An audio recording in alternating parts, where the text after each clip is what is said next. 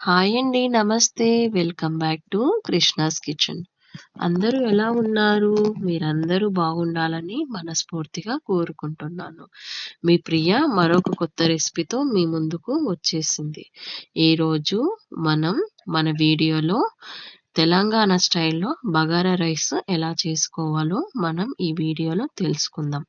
చాలా simple recipe అండి ఇది. చాలా ఈజీ రెసిపీ కూడా. అంత టైం కూడా ఎక్కువగా తీసుకోదు. ఇ దీని ప్రిపరేషన్‌లో మామూలుగా 10-15 నిమిషాల్లో త్వరగా అయిపోతుందండి ఈ రెసిపీ. దీని కాంబినేషన్‌లో మనం mutton gravy, chicken gravy, mutton పులుసు వీటిలో చాలా బాగుంటుందండి. ఈ రైస్‌కి బీటుగా ఉంటుందండి.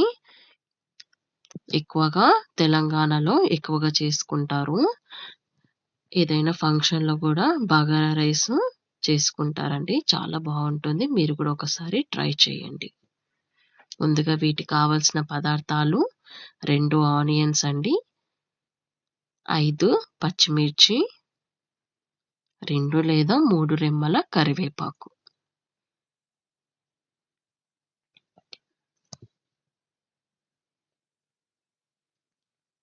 నేను ఈ విధంగా పచ్చిమిర్చి ఈ విధంగా కట్ చేసుకున్నానండి. ఆనియన్స్ కూడా ఈ విధంగా కట్ చేసుకున్నాను. మరియు వీటికి కావాల్సిన పదార్థాలు జీరా, దాల్చిన చెక్క, పువ్వు, 5 ఇలాచీలు, గరం మసాలా, 3 కాజు.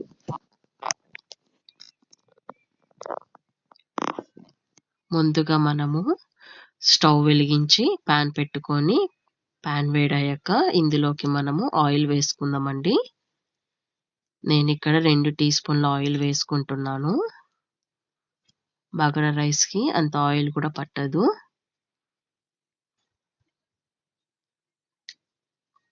ఇప్పుడు ఆయిల్ వేడయ్యాక ఇందులోకి మనము కట్ చేసుకున్న ఆనియన్స్ ముక్కలు ఇందులోకి మనము వేసుకుందామండి. నేను ఆనియన్స్ ఈ విధంగా కట్ చేసుకున్నాను. ఈ విధంగా కట్ చేసుకుంటే టేస్ట్ బావుంటుందండి. మరీ చిన్నగా కట్ చేసుకోకూడదు. ఇలాగా పచ్చిమిర్చి కూడా ఈ విధంగా మనం కట్ చేసుకోవాలండి. మరీ చిన్నగా కూడా కట్ చేసుకోకూడదు. ఈ విధంగా వేసుకుంటే టేస్ట్ అనేది చాలా బావుంటుంది రైస్‌లోకి. ఇప్పుడు మనము రైస్‌లోకి మనం ఇట్లాగా ఆనియన్స్ ఇలాగా నూనెలో వేగించుకుందామండి.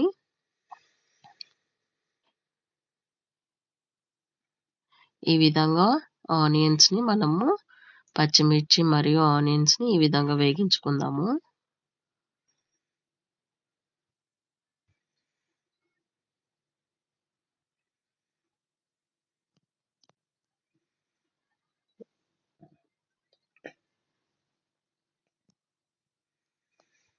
ఆనియన్స్ వేగేటప్పుడు మనము లో ఫ్లేమ్‌లో వేగించుకోవాలండి. హై ఫ్లేమ్‌లో అస్సలు పెట్టకూడదు. హై ఫ్లేమ్‌లో పెడితే అడుగు పట్టేస్తుంది. మరియు ఆనియన్స్ అనేవి ఎక్కువగా వేగిపోయి మాడిపోతాయండి. లో ఫ్లేమ్‌లో పెట్టి మనం వేగించుకోవాలి. ఇప్పుడు ఇందులోకి మనము జీరా, పువ్వు, దాల్చిన చెక్క, ఇలాచీలు వేసుకోవాలండి. ఇవి వేసుకొని ఇప్పుడు మనము ఒకసారి ఈ విధంగా కలుపుకోవాలి.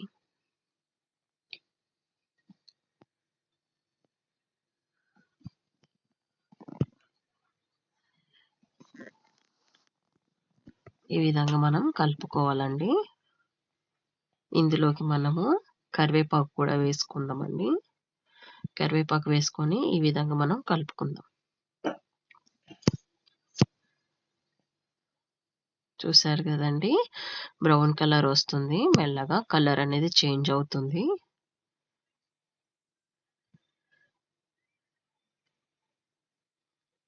ఈ విధంగా బ్రౌన్ కలర్ రావాలండి. పచ్చిమిర్చి కూడా వేగిపోయింది. ఆనియన్స్ కూడా వేగిపోయాయి. జీరాతో సహా దాల్చిన చెక్క అన్నీ బాగా వేగాయండి.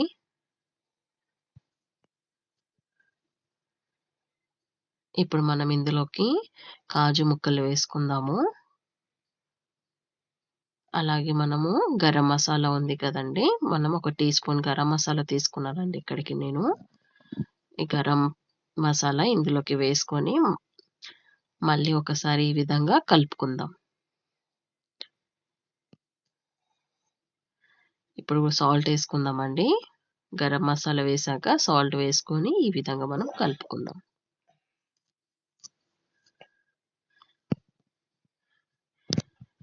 చూసారు కదండి, ఈ విధంగా ఒకసారి కలుపుకోవాలి.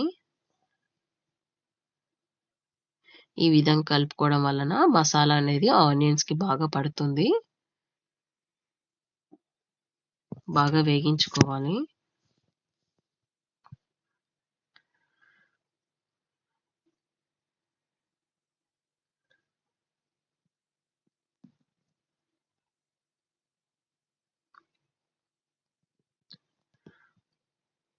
ఒకసారి మనం అలాగా వేగించుకొని ఇలా పెట్టుకుందామండి.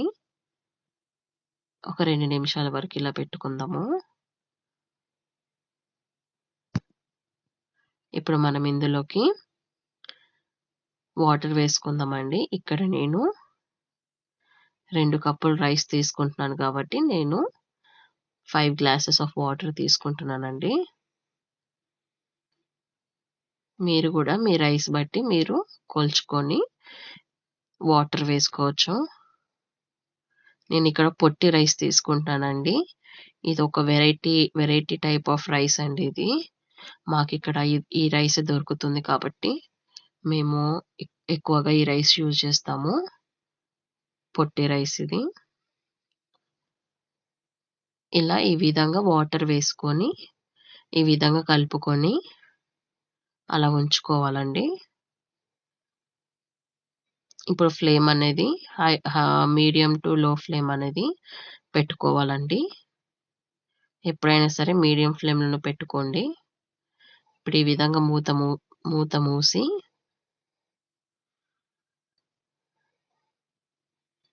ఉడికించుకోవాలండి. ఇప్పుడు మూత ఓపెన్ చేసి ఒకసారి చూసుకుందాము.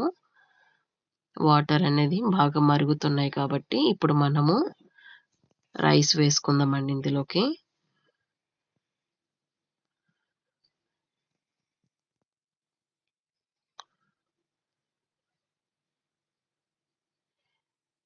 ఈ చిట్టి రైస్ ఇందులోకి మనము వేసుకుందాము.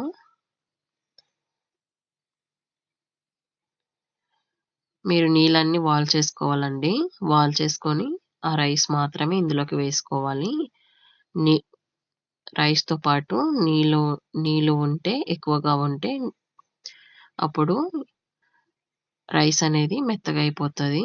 రైస్‌తో పాటు వాటిలో ఉన్న నీళ్ళు వేసుకుంటే రైస్ మెత్తగా అయిపోతుంది. కాబట్టి రైస్ వాల్ చేసుకొని రైస్‌లో ఉన్న నీళ్ళు వాల్ చేసుకొని ఈ విధంగా రైస్ మాత్రమే మనము ఇందులోకి వేసుకోవాలి. ఈ విధంగా ఈ విధంగా కలుపుకొని మరలా ఒకసారి మూతతో మనం క్లోజ్ చేసేసుకొని అలాగా మనము రైస్ ఉడికించుకుందాం. చూసారు కదండీ! రైస్ మనకి ఉడికింది. కానీ ఇంకొంచెం సేపు ఉడకాలండి రైస్. అలాగా మనము మూతతోని క్లోజ్ చేసేసి మళ్ళీ ఒకసారి ఒక 5 నిమిషాల వరకు అలాగా అలా ఉడికించుకుంటే అయిపోతది. ఆవిరితోని రైస్ అనేది ఉడికిపోతాయండి. చూసారు కదండీ! పొడిగా రైస్ ఎలా వచ్చిందో. మనము రైస్‌కి తగ్గట్టుగా నీరు కొలుచుకొని వేసుకుంటే రైస్ అనేది పొడిగా వస్తుందండి.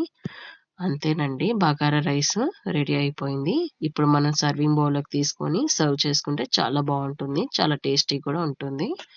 వీటితో కాంబినేషన్‌గా మనం mutton curry, chicken curry, mutton పులుసు వీటితోని కాంబినేషన్‌తో తీసుకుంటే చాలా బావుంటుంది. చాలా టేస్టీగా కూడా ఉంటుంది. ఎప్పుడైనా గెస్ట్ వచ్చినా గూడా మనం బగారా రైస్ కాంబినేషన్‌గా ఏవైనా చేసినా గూడా చాలా బావుంటుంది. అందరూ మెచ్చుకోక తప్పదు. ఇప్పుడు మనము ఇలాగా చికెన్ గ్రేవీతో ఇలా సర్వ్ చేసుకుంటే చాలా బావుంటుందండి. అంతేనండి, బగారా రైస్ చాలా సింపుల్‌గా, చాలా ఈజీగా రెసిపీ అయిపోయింది. మరిన్ని రెసిపీస్ కోసం అని జెప్పేసి నా ఛానల్‌ని సబ్స్క్రైబ్ చేసుకోండి. నా రెసిపీస్ మీకు నచ్చితే లైక్ చేయండి, షేర్ చేయండి, ఫాలో అవ్వండి, సబ్స్క్రైబ్ చేసుకోండి. అంతేనండి. See you in the next video. Bye bye.